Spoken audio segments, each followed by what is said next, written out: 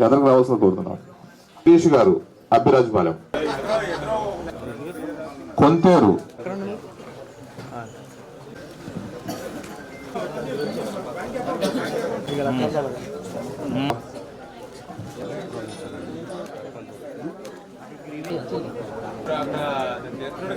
గారు 30వ వార్డు,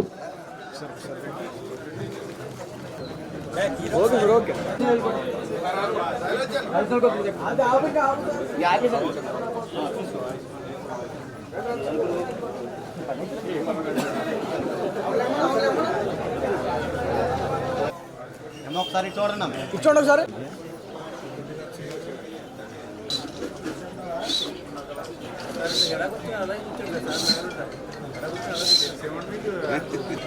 మన ప్రభుత్వానికి వెళ్ళి ప్రభుత్వం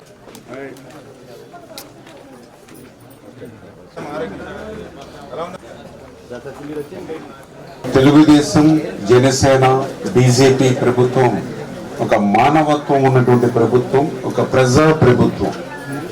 అందుకే ఈ ప్రభుత్వం అధికారంలోకి వచ్చిన తర్వాత ఎవరైతే అనారోగ్యానికి గురై ఆసుపత్రులకు వెళ్ళి ఇల్లు తాకట్టు పెట్టో, బంగారం తాకట్టు పెట్టో, లేకపోతే అప్పు చేసో వైద్యం చేయించుకుని ఆరోగ్యం కుదుట పడిన తర్వాత ఇంటికి వచ్చిన తర్వాత ఆరోగ్యం కుదుట పడిందని ఆనందించాలో, లేదా తెచ్చినటువంటి అప్పులకి వడ్డీలు పెరిగిపోతున్నాయని బాధపడాలా అనేటువంటి ఆలోచనతో ఉన్నటువంటి వారికి ఈ యొక్క ఎన్డీఏ ప్రభుత్వం మరి ఏదైతే వాళ్ళ ఖర్చులు ఏవైతే ఉన్నాయో ఆ బిల్స్ కి ఇవాళ CMRF చెక్స్ వాళ్ళందరికీ అందించేటువంటి కార్యక్రమం గత 3 నెలల నుంచి కూడా ఈ ప్రభుత్వం ఎంత పెద్ద ఎత్తున ఆ పేదల్ని, మధ్యతరగతి వర్గాల్ని ఆదుకుంటుందో మనందరం కూడా చూస్తూ ఉన్నాం.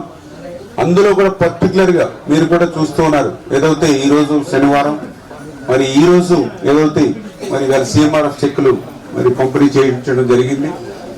ఇదే శనివారం, గత శనివారం అంటే వారం రోజులు తిరగకుండానే మళ్ళీ ఈ రోజు CMRF చెక్కులు పంపిణీ చేస్తున్నాం అని అంటే ఇట్లా వారం పేదవాళ్ళు, మధ్యతరగతి వాళ్ళని ఆదుకుంటున్నామని అంటే ఈ యొక్క ప్రభుత్వం ఎంత కృతనిశ్చయంతో వాళ్ళ ఆరోగ్యం కోసం పనిచేస్తుందో అదే ఒక ఉదాహరణ అనే విషయాన్ని కూడా సందర్భంగా తెలియజేసుకుంటూ, అదేవిధంగా ఏదైతే మొన్ననే మరి వాళ్ళకి హార్ట్ కి సంబంధించిన ఇబ్బంది వస్తాయి 13,50,000 రూపాయలు మరి వాళ్ళకి ఎస్టిమేషన్ వేస్తే ఒక బలహీన వర్గాల బిడ్డ పని చేయించుకునేటువంటి పరిస్థితి లేదు, ఖర్చు పెట్టేటువంటి స్తోమత లేదు.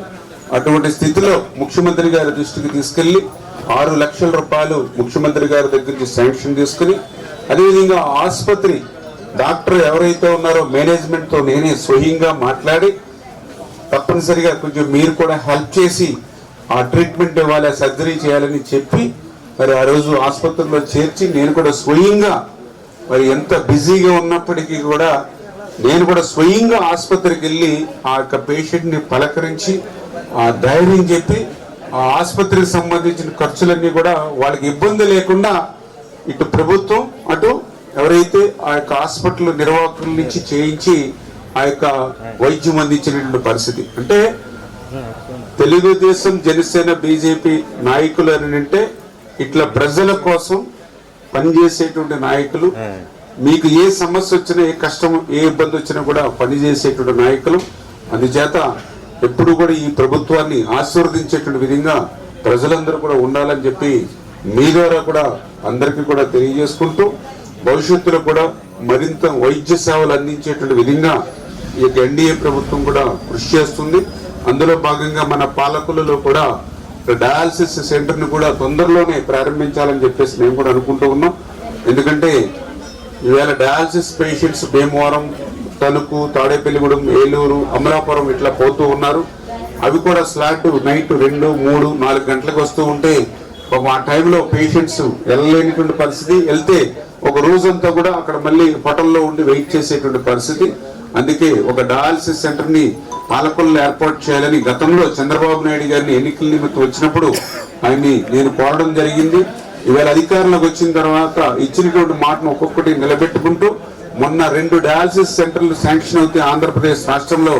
ఒకటి వైద్య ఆరోగ్య శాఖ మంత్రి సత్యకుమార్ గారు నియోజకవర్గం ధర్మవరం, రెండవది మన పాలకొల్లు నియోజకవర్గం.